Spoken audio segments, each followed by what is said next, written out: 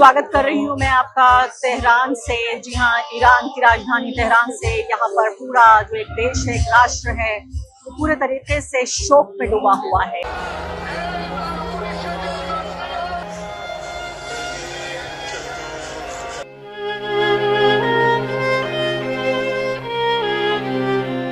उनकी कुर्बानियाँ याद रखने के लिए यहाँ पर आप देख रहे हैं कि उनकी कब्रें हैं, लोग छूकर उनको यहाँ दुआ पढ़ रहे हैं।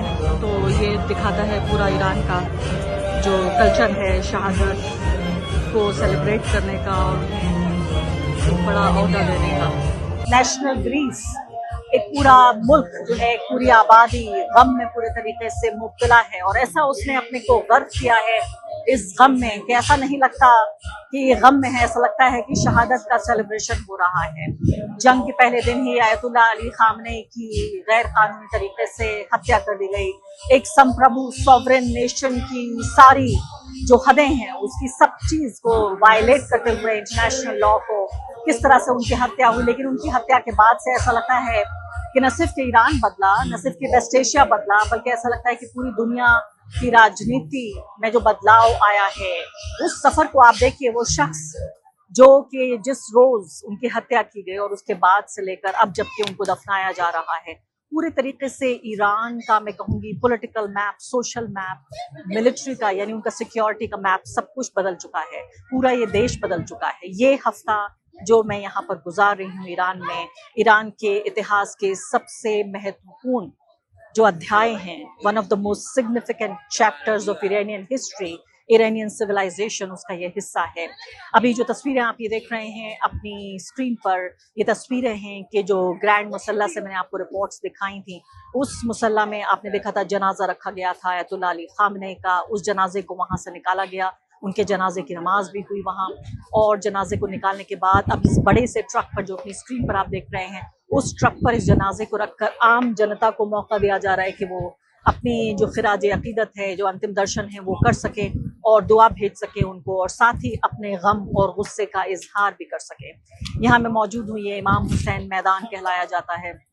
ये एक तरह से पर्दे के पीछे की कहानी है जो मैं आपको दिखा रही हूँ। पर्दे के पीछे की कहानी यानी कि जो लोग आप ये देख रहे हैं यहाँ स्क्रीन पर, जो एक लोगों का सैलाब जा रहा है, उससे पहले कि वो वहां जा रहे हैं, उसके बाद जो वहां से लौट रहे हैं, इन दोनों के बीच में लोग यहाँ पर इस तरह के मैदानों में आ रहे हैं जहाँ खाने का इंतजाम है, पानी का इंतजाम है, अगर कोई बीमार हो जाए उसका भी इंतजाम है। ये मैदान भी जहाँ मैं खड़ी हूँ, अलग अलग तरीके से यहाँ पर कब्रें बनी हुई हैं। लोग यहाँ आकर दुरूद पढ़ रहे हैं, उन शहीदों के नाम अपनी दुआएं भेज रहे हैं जिन्होंने इस धरती को बचाने के लिए, इस जमीन को, इस सरजमीन को बचाने के लिए अपनी जान दे दी। और आप देखिए कि पूरे तरीके से ईरान में जो शहादत का एक कॉन्सेप्ट है। मैं ये सोच रही थी कि डोनाल्ड ट्रंप के जो सलाहकार हैं, चलिए इजराइल में और नेतन्याहू हो, उनको तो पता है कि ईरान क्या बला है, ईरान क्या चीज है, यहाँ पर जिंदगी से ज्यादा मौत के मायने हुआ करते हैं। लेकिन डोनाल्ड ट्रंप के जो सलाहकार हैं, उन्होंने क्या उन्हें बताया नहीं कि वो मुल्क जो खुद मरना चाहता है, उसके फौजी और उसके नेता जो खुद मरना चाहते हैं, उनको आप क्या मारेंगे। और यही वजह है, आप ये देखिए कि किस तरह से आयतुल्लाह अली खामनेई और ईरान, जिसको तबाह करने की पूरे तरीके से कोशिश की गई कि एक बार उनके हेड ऑफ स्टेट यानी सबसे बड़े नेता का कत्ल कर दिया जाए, उसके बाद तो कुछ बाकी नहीं है। उसके बाद तो 3 दिन के अंदर ये मुल्क बिखर जाएगा। डोनाल्ड ट्रंप ने ट्वीट करके कहा कि जाइए ईरान के लोगों और सत्ता पे कब्जा कर लीजिए, ईरान के लोगों जाइए, उखाड़ फेंकिए, सिंहासन आपका है। और अब ये सिंहासन पहले से कहीं ज्यादा मजबूत हो गया है। ये सिंहासन जो यहाँ की जो इस्लामिक रिपब्लिक जो रिजीम है, वो पहले से ज्यादा मजबूत नजर आ रही है। मैं आपसे बातचीत कर रही हूँ, यहाँ लोग बड़े बेकरार हैं ये देखने के लिए कि आखिर कौन ये विदेशी सी दिखने वाली महिला है, क्या कह रही है हमारे मुल्क के बारे में। एक भीड़ भी इकट्ठा हो रही है और आप देख रहे हैं कि फ्रेम में भी मुश्किल हो रहा है मुझे लोगों से बातचीत कर पाना, लेकिन ये तो काम का एक हिस्सा है। आप भी समझते हैं और मैं भी समझती हूँ इस बात को। मैं वापस आती हूँ अपनी बात पर, ये बताने के लिए कि ये जो पूरा एक ट्रक के ऊपर डेड बॉडी को ले जाया जा रहा है, आप देखिए कि पूरी दुनिया के इतिहास में शायद इससे बड़ा कोई जनाजे का प्रोसेशन नहीं है, कम से कम मैंने अपनी लाइफ टाइम में नहीं देखा। इससे पहले जो है हमने देखा था आयतुल्लाह खुमैनी जो थे, उनके जनाजे में 1 करोड़ से ज्यादा लोग आए थे और ये बहुत साल पहले की बात है। इसके अलावा एक बात आपको बहुत निजी तौर पे मैं बताना भी चाहती हूँ, वो ये कि जब मैं आ रही थी यहाँ ईरान, तो जाहिर है सुरक्षा के बहुत सारे ऐसे मुद्दे थे जो जुड़े हुए थे कि किस तरह से सिक्योर तरीके से यहाँ पहुँच पाएंगे, क्या जहाज़ यहाँ लैंड करेगा, कोई डायरेक्ट फ्लाइट भी नहीं है। लेकिन किसी तरीके से कई मुल्क होते होते मैं यहाँ पहुँच तो गई। लेकिन इसके बाद जो सबसे बड़ी एक जो थ्रेट या मैं कहूँगी सबसे बड़ा जो खतरा था वो था कि स्टैम्पीड यानी कि भगदड़ मच सकती है, और अभी भी उसका खतरा लगातार बना हुआ है। कल भी ग्रैंड मुसल्ले पे जब मैं गई थी तब भी वहां पर यह था कि इतनी बड़ी तादाद में लोग मौजूद थे, लोग बीमार हो रहे थे, गर्मी बेइंतहा हो रही थी, भूख और प्यास से लोग तड़प रहे थे। इसके अलावा हम ये भी देख रहे थे कि जो लोगों की तादाद है उसको रेगुलेट करने की तो कोशिश की जा रही थी, और इसीलिए पब्लिक ट्रांसपोर्टेशन में कोई भी चीज़ आप सोचिए सिवाय पब्लिक ट्रांसपोर्टेशन के कुछ भी अवेलेबल नहीं था। न जाने कितने किलोमीटर सफ़र तय करके मैं यानी कि पैदल चल के पैदल के रास्ते सफ़र करके मैं वहाँ पहुंची थी ग्रैंड मुसल्ला, और वहाँ से वापस आई। तो ये खतरा लगातार बना हुआ है। इससे पहले 2 बड़े जो मैंने कहा कि प्रोसेशंस हुए हैं, अयतुल्ला जो खुमैनी हैं उनका, और साथ साथ जो इससे पहले एक और भी जो साहब थे जो प्रेसिडेंट थे उनके दोनों के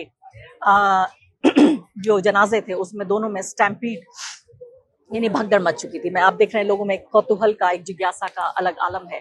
तो अब सीधे तौर पर ये जो है उनके लास्ट राइट्स के लिए रखा जा रहा है। इस जनाजे को पहले रखा गया एक खास जगह पर, उसके बाद अब लोगों के घर, दुकान, मोहल्लों, गलियों से बाकायदा एक रूट बनाया गया है जिसके जरिए, इस रूट के जरिए तमाम जहां जहां से जा रहा है लोगों का सैलाब उनके साथ गुजर रहा है, और वो सैलाब बहुत गम में है, गुस्से में है। हर आदमी को बदला चाहिए।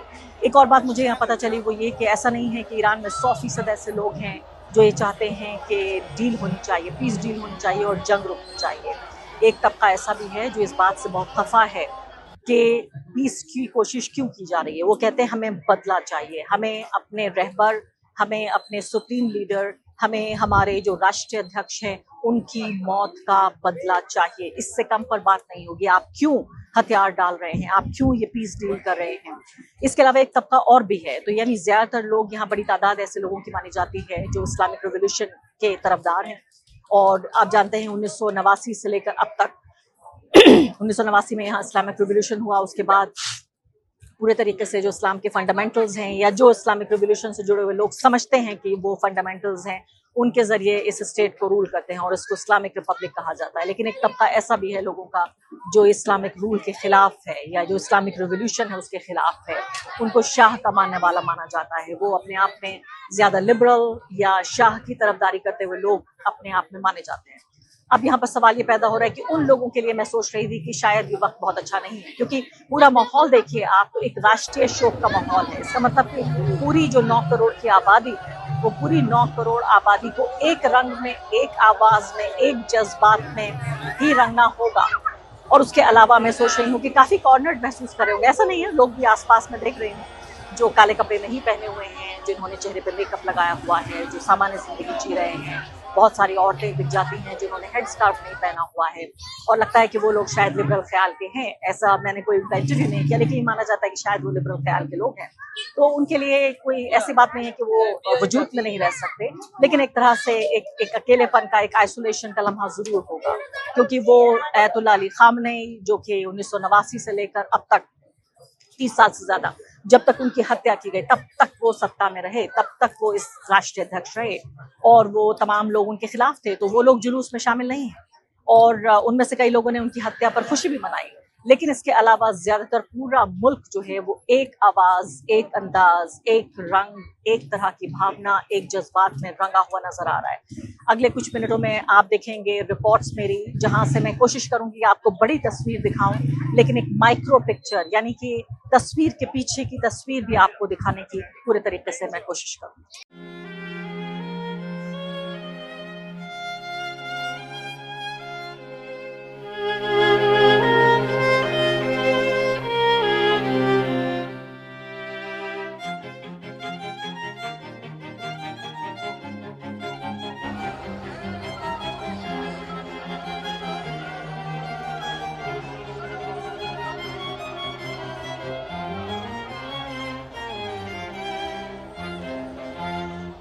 उम्मीद है कि ईरान से आप तमाम रिपोर्ट्स मेरी देख रहे हैं। मैं एक बहुत ही सौगवार और एक बहुत गम का लम्हा ये कवर करने के लिए, एक ऐतिहासिक लम्हा, एक ऐतिहासिक जनाजे की पूरी प्रक्रिया को कवर करने के लिए यहाँ पहुंची हूँ। अयतुल्लाह अली खामनेई के जनाजे का एक हफ्ते का जो पूरा कार्यक्रम है उसको कवर करने के लिए पहुंची हुई हूँ। मैं हमेशा पत्रकारिता जब भी करती हूँ तो अपनी लिमिटेशंस नहीं देखती, हमेशा ये देखती हूँ कि संभावनाएं क्या हैं, पॉसिबिलिटीज़ क्या हैं। कि इस QR कोड को आप स्कैन कीजिए और चैनल की दिल खोल के मदद कीजिए, मेरी दिल खोल के मदद कीजिए। ये ईरान पर पूरा कवरेज को कामयाब बनाने में मैं आपकी तरफ से देख रही हूँ। और साथ साथ एक और गुजारिश भी है कि चैनल की मेंबरशिप ज़रूर लीजिए।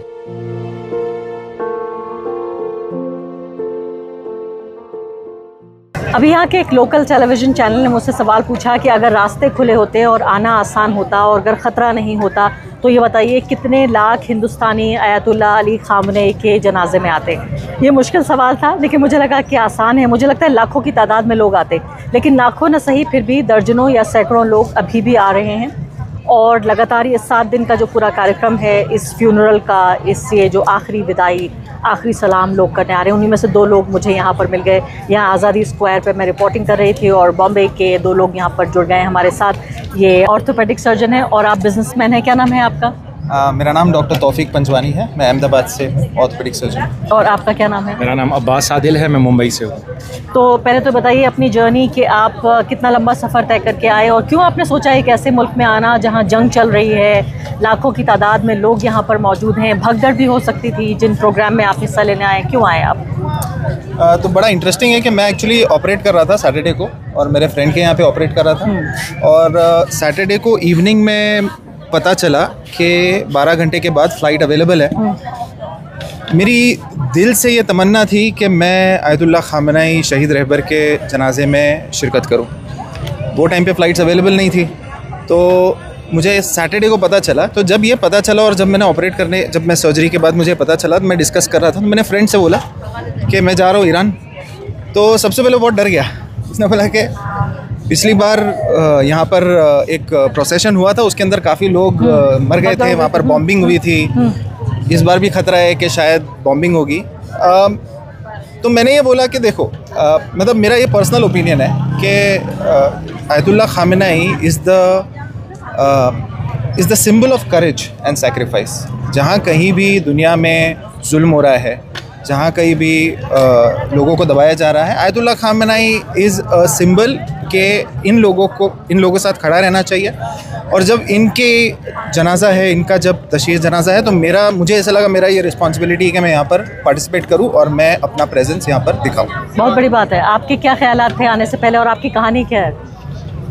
जैसे कि मुझे तो संडे पता चला मॉर्निंग में 12 बजे के फ़्लाइट्स अवेलेबल है, और जैसे कि मेरा भाई हमारे घर पे ही आए थे और उनके साथ में ही फिर मेरा भी आना ही हुआ है। ऐसा था जैसे कि जब मैंने मेरे दोस्त तो कहाँ पहले सुन्नत दोस्त थे मेरे मुंबई के अंदर काफ़ी ज़्यादा, तो इतने वो हो गए, एक्साइट हो गए कि आप ईरान चले गए, और इतने लोग ने ऐसा कहा कि हमारे लिए भी दुआ करना, यहाँ पर आए हो तो दे आर सो, लोग दिल से ये मोहब्बत कर रहे हैं यहाँ पे, यहाँ के लोगों से, रहबर से, इमाम खामनेई से। लग रहा है कि आप तो कहानी बताते ही इमोशनल हो गए आप।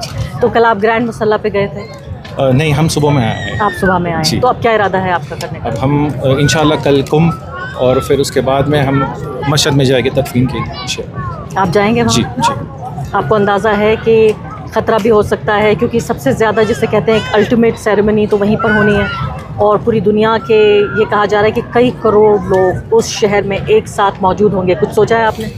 जैसे कि आप देख रहे हो ये लोगों का जज्बा, इनको देखकर तो मुझे एकदम ऐसा खुश हो रहा हूँ कि पता नहीं कि क्या है ये। इनको देखकर ही खुद ब खुद हिम्मत और जज्बा पैदा हो रहा है इन लोगों को देखकर। बेशक बहुत अच्छा। ईरानियों को देखकर क्यों आए हैं ये ईरानी भी? आपको लगता है क्या वजह है? तो इनके नेता थे, यहीं पर रहते हैं, तो ये क्यों आ रहे हैं यहाँ पर? This is not only he leader, ये इन सब के एक बाप जैसे थे। आज सब जितने भी ईरानी हैं, सबके आंखों में आंसू है, सबके आंखों में आंसू है। तो आप ये बताइए कि जंग के दौरान आप फॉलो कर रहे थे वॉर को? जी। तो जिस दिन इनका कत्ल हुआ उस दिन आपके क्या ख्यालात थे? हम गमगीन थे। आप बताएं। अयतुल्लाह खामनेई एक ऐसी शख्सियत है कि जो पहले से हक़ के साथ रही है, राइटियसनेस के साथ रही है। जहाँ कहीं भी गलत हो रहा है पूरी दुनिया में, irrespective of religion, irrespective of caste, creed, colour, जहाँ कहीं भी कोई भी चीज़ गलत हो रही थी तो Ayatollah Khamenei was the first one two make a statement and do something about it. And जब ये हमको खबर मिली थी ये अनफॉर्चुनेट डे पर कि ये अटैक हुआ है, तो ऑफ कोर्स हम लोगों के दिल काफ़ी गमगीन थे. हमारे आसपास हमारी family of course they were really हमारे we very very sad about it. और उसके बाद लेकिन जो हमने देखा कि उसके बाद जो ईरानी पब्लिक ने और ईरानी मिलिट्री ने और जो ईरानी एस्टेब्लिशमेंट है, जो गवर्नमेंट है, जो रहबर के शहीद होने के बाद जो उन्होंने रेजिस्टेंस दिखाया है और उसी पाथ को फॉलो किया जो आयतुल्लाह खामनाई ने बताया है, और उसी का नतीजा आप देख रहे हो कि पूरी दुनिया में ये बड़ा क्लियर हो गया है कि Iran has won the war and America and Israel have lost the war. So ये जो फीलिंग है कि अगर आप जालिम जो जुल्म करता है उसके खिलाफ आप खड़े होंगे तो होपफुली इंशाल्लाह गॉड विलिंग सक्सेस भी आपकी रहेगी, और आपको खाली खड़े रहना है और बाकी ऊपर वाला अपना काम करेगा. पहली बार आप ईरान आए? शायद तीसरी बार आ रहा हूँ मैं. अच्छा. लेकिन आई थिंक पिछले 8 साल में it's my first visit in the last 8 years. आप बताइए कि जब आपने ये ऐलान किया कि भाई आप ईरान जा रहे हैं, तो किस तरह का रिएक्शन मिला फैमिली की तरफ से? क्या वो रोक रहे थे आपको या वो साथ आना चाहते थे? किस तरह का रिएक्शन था? जैसे कि मैं अगर मेरी फैमिली की, मेरी मॉम की बात करूँ तो मेरी मॉम ने तो ऐसा बोला था, बेटा अगर तू बाहर भी जाएगा तो गुस्ले शहादत लेके जाना. अच्छा, ऐसा था कि यानी अगर मर भी गए तो शहीद कहलाए जाएंगे. जी. और यही जज्बा आई थिंक जब आप यहाँ पर देख रहे हैं, मुझे एग्जैक्ट फिगर्स तो नहीं पता, लेकिन by rough estimates at least 5 million people were on the streets today. ठीक है, जब 50 लाख लोग अगर स्ट्रीट पर है, शायद उससे भी ज़्यादा हो, और ये बहुत नोन, ये पता है कि अगर अटैक होना है या कुछ बॉम्बिंग होना है या फिर कोई स्टैम्पीड होना है तो ये हो सकता है. लेकिन फिर भी अगर इतने सारे लोग छोटे छोटे बच्चों के साथ, अपने बूढ़े पेरेंट्स के साथ अगर इधर आ रहे हैं और अपना जो नजराना है वो पेश कर रहे हैं, so I think it speaks a lot about the spirit of the people of Iran. And this spirit actually is rubbing across the world. ये सिर्फ ईरान तक महदूद नहीं है, ये सारी दुनिया के अंदर ऐसी स्पिरिट है कि आपको हक के साथ मैं रहना है. आपसे पूछना चाहती हूँ कि जो सवाल मुझसे पूछा यहाँ एक लोकल टेलीविज़न चैनल ने, कि अगर हिंदुस्तान में रास्ते खुले होते और बहुत आसान होता, वीज़ा, पासपोर्ट, इस सब का प्रोसेस, कितने लोग आते हैं हिंदुस्तान से यहाँ?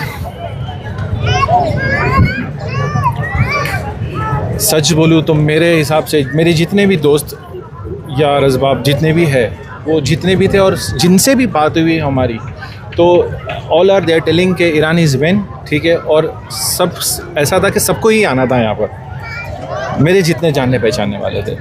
Unfortunately, time period बहुत कम था, and it was little difficult to arrange everything in such a short time. वरना काफ़ी ज़्यादा लोग इंडिया से आते थे. बहुत बहुत शुक्रिया आप दोनों का Thank बातचीत you so करने के much. लिए और इंडियन कम्युनिटी को रिप्रेजेंट करने के लिए. Thank you so much. Thank you.